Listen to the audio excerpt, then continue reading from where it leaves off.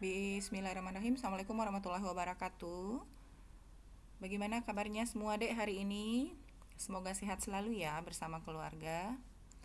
Baik, ketemu lagi di mata kuliah pengantar akuntansi. Kali ini topik yang akan kita bahas adalah pencatatan transaksi. Nah, pencatatan transaksi pertama kali itu dilakukan di dalam jurnal. Apa itu jurnal?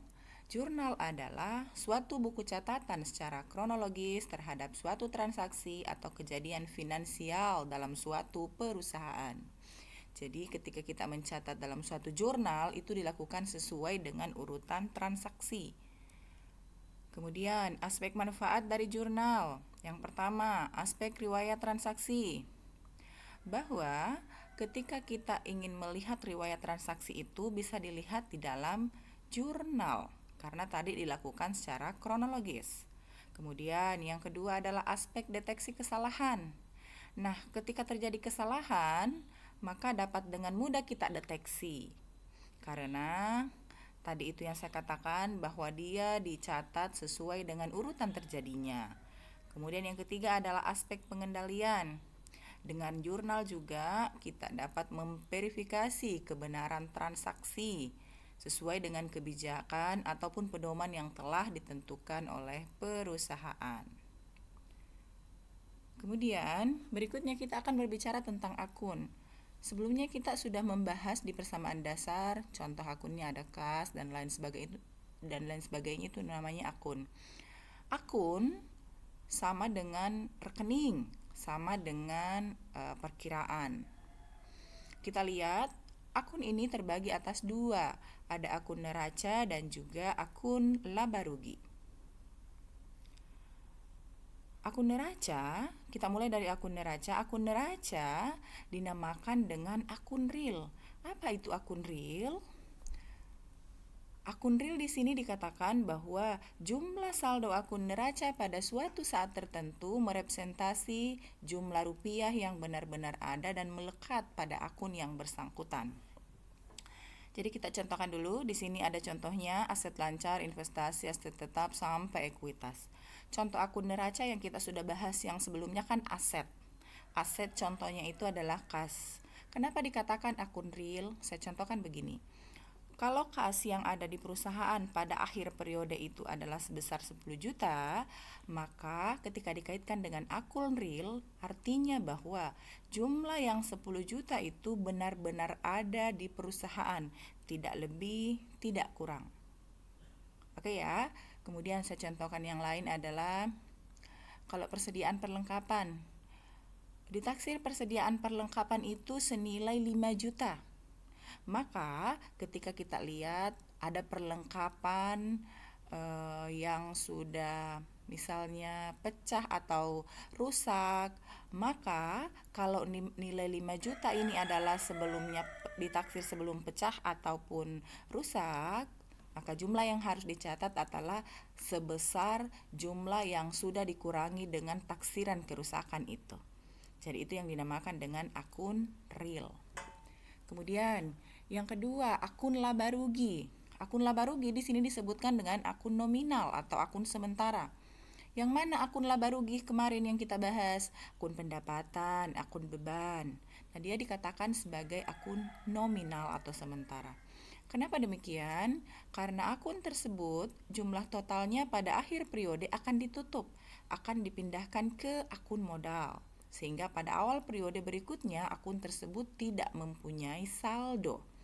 Nah, kemarin pendapatan dan beban yang kita perolehkan adalah selisihnya laba atau rugi.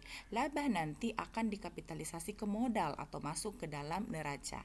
Dengan demikian dikatakan bahwa akun-akun di laba rugi itu nanti akan nol. Sehingga tidak akan muncul lagi di periode berikutnya. Kalau tadi akun neraca, akun akhir periode itu akan menjadi saldo awal periode berikutnya. Gitu ya. Kemudian contohnya di sini adalah ada akun pendapatan dan juga ada akun beban. Nah, Yang tampak di layar Anda sekarang adalah daftar contoh nama-nama akun real. Ini juga ada di buku, saya cuman langsung memindahkan saja, saya contohkan. Akun real, akun neraca ada aset 1, kewajiban, kemudian modal. Kemudian daftar akun nominal yang selanjutnya ada pendapatan dan juga ada beban. Maaf, di sini ada pembelian. Kenapa ada pembelian? Biasanya kalau perusahaan dagang, tapi itu nanti akan kita pelajari, biasanya dia ada akun pembelian. Kalau ada akun pembelian, maka akun pembelian kodenya 5, lalu kemudian beban-beban yang terakhir adalah 6. Nah, berikutnya adalah bagaimana ilustrasi membuat kode akun. Di sini saya akan menjelaskan. Kode akun kita contohkan X pertama, X kedua, dan yang ketiga X, dua desimal. X yang pertama menunjukkan, kita lihat kelompok akun. Kelompok akun contohnya di sini. Kalau akun neraca tadi berarti ada aset, kemudian 1 aset, kemudian 2 kewajiban, 3 ekuitas. Kalau dia pendapatan, kelompok akun pendapatan berarti 4 pendapatan, kemudian 5 beban. Oke ya. Kemudian X yang kedua adalah subklasifikasi akun. Kalau tadi 1 aset, aset subklasifikasinya apa saja? Ada aset lancar, ada aset tetap, dan lain-lain. Kemudian yang berikutnya baru nama akunnya. Nama akunnya kalau di aset lancar ada, yang pertama itu ada kas, dan seterusnya. Untuk contohnya saya akan perlihatkan di slide berikut. Nah, ini contoh pemberian kode akun. Aset tadi kodenya 1. Jadi ketika kita memberikan kode akun, akun yang kita berikan kode pertama adalah akun neraca, yaitu aset kodenya 1, berarti 2 kewajiban, 3 ekuitas, dan seterusnya ya. Aset merupakan kelompok akun. Kita lihat subklasifikasi akunnya apa saja. Contohnya ada aset lancar, ada aset tetap, dan ada aset tidak berwujud. Kita berikan nomor masing-masing 1, 2, dan 3. Saya akan mulai dari aset lancar. Aset lancar tadi kodenya adalah 1. Nah, yang perlu diingat di sini, tadi di contoh sebelumnya saya mencontohkan bahwa nama akun yang terakhir itu adalah 2 desimal. Artinya begini, ketika aset lancarnya di dalam suatu perusahaan itu jumlahnya adalah lebih dari 10, kalau lebih dari 10 kan berarti 2 desimal ya, sehingga saya mencontohkan di situ 2 desimal. Misalnya aset lancar lebih dari 10, ada kas, ada piutang, dan lain-lain yang totalnya lebih dari 10, sehingga saya memberikan kode 2 desimal. Kita lihat di contoh di sini aset lancar kas.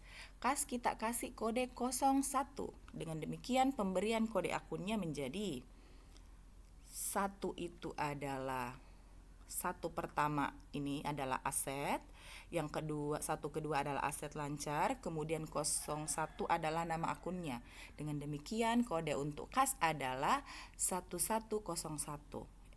Dengan melihat kode akunnya 1001, kita mampu mendeteksi bahwa 1 pertama adalah aset, 1 kedua adalah aset lancar, 01 adalah nama akunnya. Yang kedua sama, kita berikan kode 02. Dengan demikian menjadi 1102.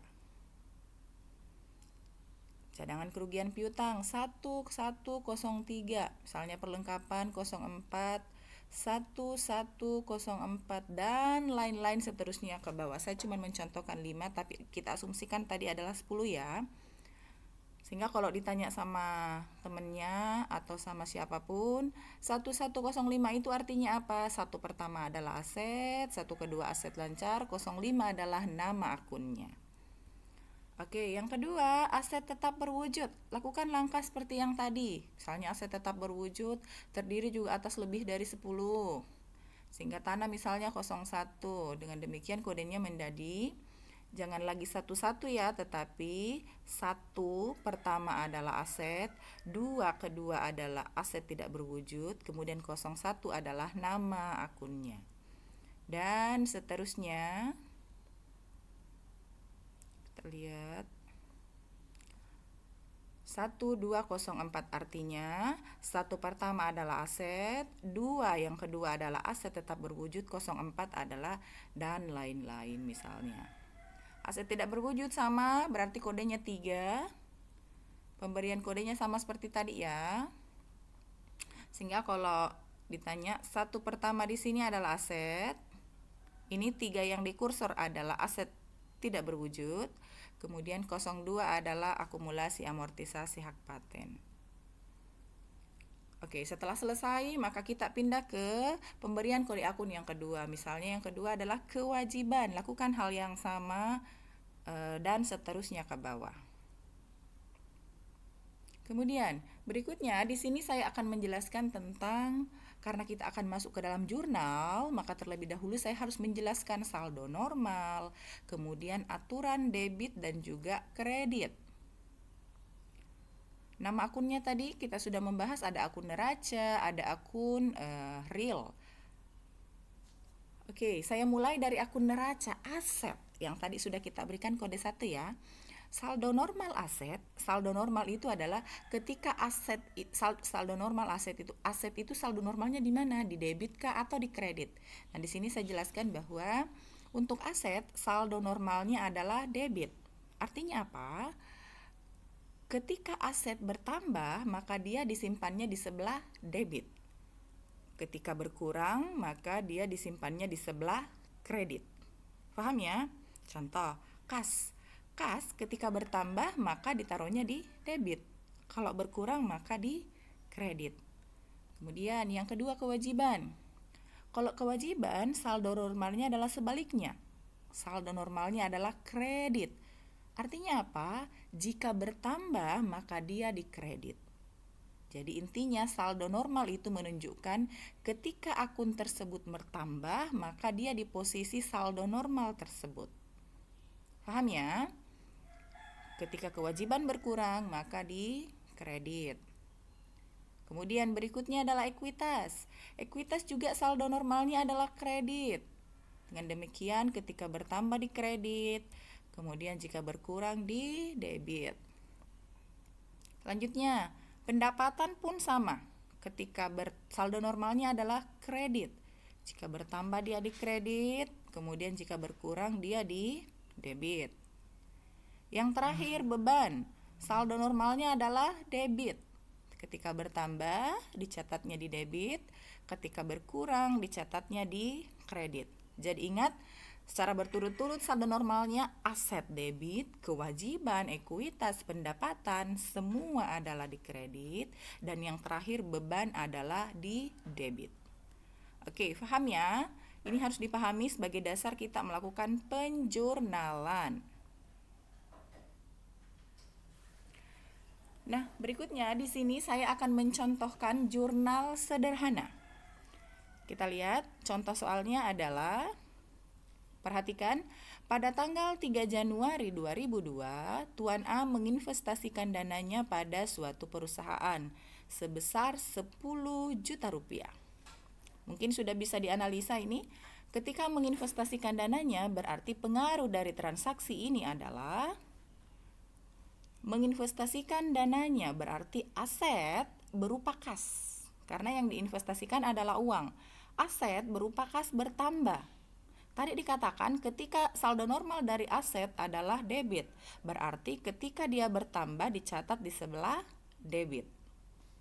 Kemudian apalagi yang bertambah ketika kita menginvestasikan dana awal, berarti itu kaitannya dengan ekuitas. Dalam hal ini adalah modal. Modal juga bertambah. Ingat, saldo normal ekuitas adalah di kredit.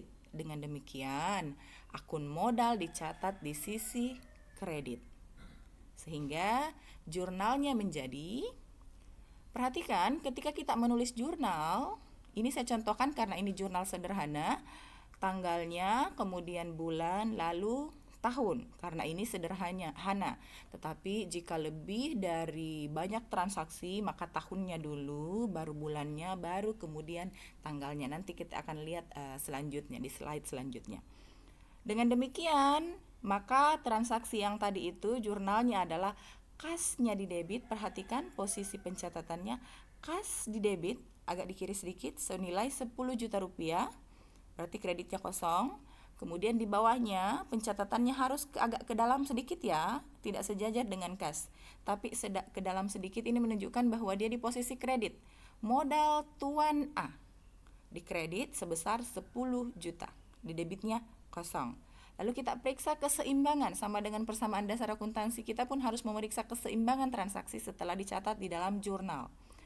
Posisi sebelah debit 10 juta berupa kas, kemudian kredit juga 10 juta berupa modal tuan A. Oke, kita bisa lanjut ke transaksi berikutnya. Pada tanggal 17 Januari 2002, perusahaan membeli perlengkapan secara kredit. Kalau membeli perlengkapan berarti kan yang bertambah adalah asetnya berupa perlengkapan. Kemudian karena belum dibayar, maka timbul kewajiban atau hutang. Sehingga pengaruh transaksi ini adalah aset berupa perlengkapan itu bertambah. Kalau bertambah, tadi ingat saldo normal dari aset adalah di debit. Kalau bertambah berarti dicatatnya di debit. Sehingga akun perlengkapan di sini dicatat di debit. Berikutnya, karena belum dibayar berarti timbul kewajiban. Kewajibannya ini berupa utang usaha. Utang usaha juga bertambah. Kembali ke konsep awal, kewajiban bertambah disimpannya di kredit, sehingga akun utang usaha di jurnal atau dicatat di kredit. Jurnalnya menjadi, perhatikan tanggalnya, jangan lupa tanggal garing 1 garing 2002. Yang tadi yang di debit adalah perlengkapan senilai 40.000, kreditnya kosong. Kemudian yang dikreditnya agak ke kanan sedikit, utang usaha senilai 40.000. Periksa transaksinya, debit 40.000 berupa perlengkapan, kreditnya 40.000 berupa utang. Oke, berarti transaksinya sudah betul. Contoh yang ketiga. Oke, pada tanggal 4 Maret 2002, perusahaan membayar gaji karyawan sebesar Rp500.000. Kita lihat pengaruh dari transaksi ini adalah ketika kita membayar gaji berarti aset kita berupa kas berkurang ya, karena kita membayar gajinya karyawan. Jika aset berkurang, maka dia dikredit. Oke, sehingga akun kas dicatat di kredit. Yang kedua, beban berupa beban gaji bertambah. Beban bertambah dicatat di sebelah debit. Dengan demikian, ketika kita menjurnal, yang kita dahulukan adalah akun yang di debit. Tanggalnya, bulan, tahun. Akunnya di debit tadi adalah beban gaji senilai Rp500.000, kreditnya kosong. Lalu kasnya agak ke kanan karena dia kredit senilai Rp500.000. Oke, itu contoh sederhana ya. Kemudian berikutnya, nah ini ada kaitannya dengan soal yang sebelumnya kita kerjakan yang di persamaan dasar akuntansi itu ya. Tetapi sekarang kita tidak lagi mencatatnya di dalam persamaan dasar akuntansi, namun kita mencatatnya di dalam jurnal. Soalnya sama, Tuan Riri pada tanggal 1 Januari mendirikan bengkel dan mobil yang diberi nama Bengkel Riri. Transaksi tersebut selama bulan Januari adalah sebagai berikut. Coba kita lihat ya. Ini bisa Anda lihat soalnya itu di halaman 43 di bukunya ya, di contoh. Nah, itu yang saya pindahkan ke sini. Maka kita lihat, ketika kita menulis jurnal, jangan lupa menulis jurnal harus juga dituliskan kopnya. Nama perusahaan, kemudian jenis jurnalnya apa, kita tulis keterangannya jurnal umum. Periodenya, untuk periode karena ini bulan Januari berarti 31 Januari 2002. Untuk halamannya saya masih XX di sini karena sebenarnya ini hanya satu.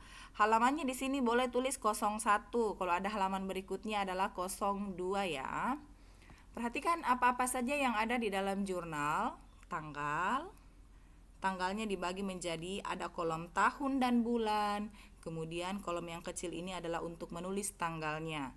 Kemudian berikutnya keterangan, lalu referensi, debit dan kredit. Kita mulai dari soal yang pertama. 1 Januari 2002, Riri Gentle menanamkan uangnya sebesar 4 juta sebagai modal awal bengkel yang didirikan. Analisanya adalah ketika menanamkan uang berarti asetnya berupa kas bertambah. Kas bertambah dicatat di sebelah debit. Maka kita catat. Perhatikan cara menulisnya ketika jurnalnya itu ada banyak, demikian bukan jurnal sederhana seperti yang saya contohkan tadi. Penulisannya adalah tahunnya dulu, kemudian bulannya, lalu kemudian tanggalnya. Maaf, harusnya di sini ini yang tahun dan bulannya harusnya di sini tidak ada garis supaya ini mewakili bahwa untuk keseluruhan ke bawah ini adalah bulan Januari tahun 2002. Namun saya lupa menghilangkan garis ini. Kasnya bertambah. Kas bertambah kita tulis di sebelah debit. Modal juga bertambah. Modal juga kita catat di sebelah kredit, agak ke kanan sedikit. Modal senilai 4 juta di kredit. Balance kiri kanan, oke, balance. Perhatikan, mungkin ada yang bertanya, ada referensi kok kolomnya tidak diisi? Kenapa belum diisi? Nanti saya akan mengisi ini ketika masuk ke dalam buku besar. Bagaimana memindahkan dari jurnal ke buku besar. Oke. Berikutnya, tanggal 5 Januari. Menarik pinjaman dari bank. Perusahaan meminjam dari bank. Kira-kira apanya perusahaan yang bertambah? Tentunya uangnya. Aset berupa kas. Kas bertambah, kita mencatatnya lagi di sebelah debit. Maka yang dahulu kita tulis adalah tanggalnya 5, kemudian yang di debit adalah kas senilai 6 juta rupiah. Di kreditnya apa? Kalau kita meminjam dari bank berarti kita punya kewajiban sama bank. Kewajiban itu berupa utang usaha, utang bank ya. Oke. Utang bank senilai 6 juta rupiah. Utang bertambah atau kewajiban bertambah dicatatnya di kredit. Sehingga yang dikredit di sini utang bank senilai 6 juta rupiah. Oke ya. Kita periksa debitnya 6 juta berupa kas, utang bank juga 6 juta berupa 6 juta juga dikredit berupa utang bank. Keterangannya boleh Anda tuliskan investasi awal, kemudian yang kedua meminjam dana pada bank. Kemudian berikutnya tanggal 10, bengkel Riri membeli perlengkapan seharga 2 juta. Di mana sebesar 1.500.000 dibayar tunai dan sisanya dicicil dalam 2 bulan ke depan. Ketika kita membeli perlengkapan, maka aset berupa perlengkapan bertambah. Perlengkapan bertambah kita catat di sebelah debit senilai 2 juta rupiah. Perhatikan analisa soal berikutnya. 1.500.000 dibayar tunai berarti uang kita keluar. Kas berkurang. Kas berkurang kita catat di sebelah kredit. Sehingga yang kedua yang kita catat adalah kas agak ke dalam karena di sebelah kredit senilai 1.500.000. 2 juta di debit, kemudian 1.500.000 belum balance. Sehingga kita analisa kembali, sisanya kita akan bayar 2 bulan ke depan. Berarti kita punya apa sama orang karena belum dibayar? Utang usaha. Utang bertambah di sebelah mana? Kewajiban. Kewajiban bertambah di sebelah kredit. Sehingga utang usaha kita tulis lagi di bawahnya kas senilai 500.000 di kredit. 1.500.000 tambah 500.000 di kredit sama dengan 2 juta di sebelah debit. Oke, balance ya. Kemudian berikutnya, membeli obeng, kunci pas dan peralatan bengkel senilai 1 juta.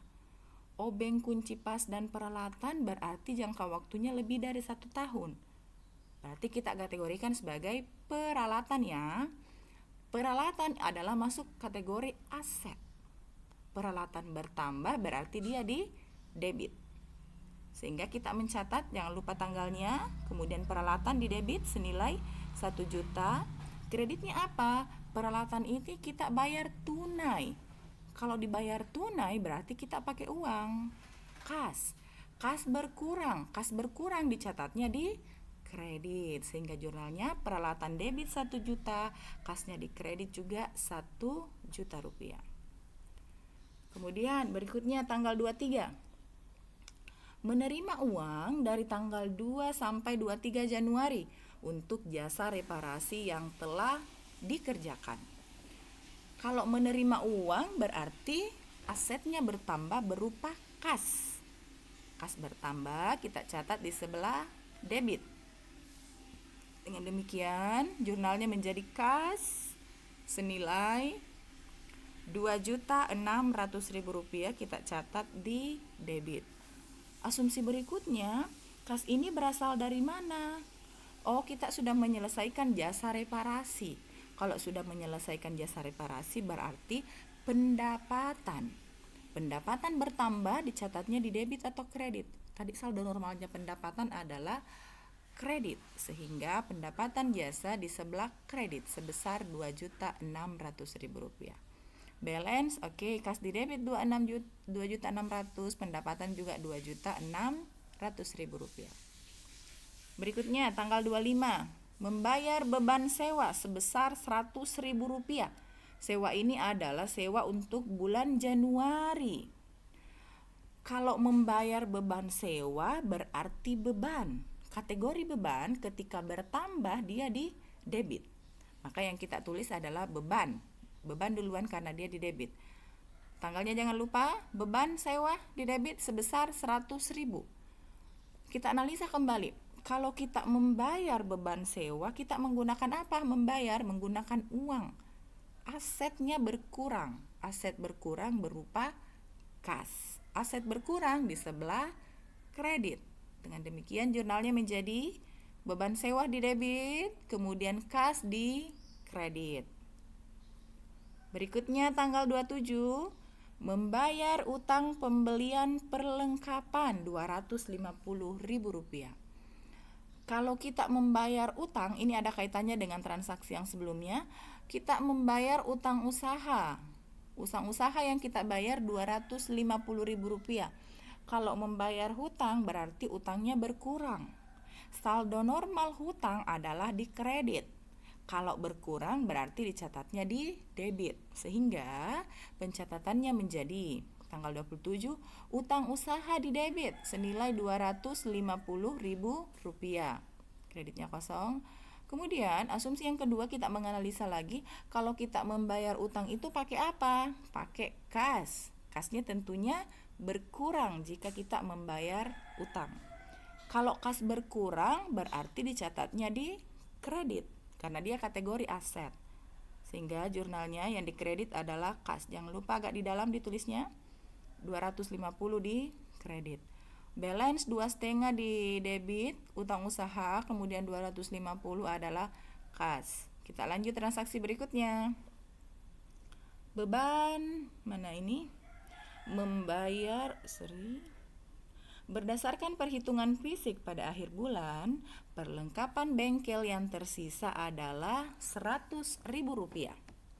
Perhatikan, ini ada kaitannya dengan transaksi yang sehubungan dengan perlengkapan yang tadi. Mana?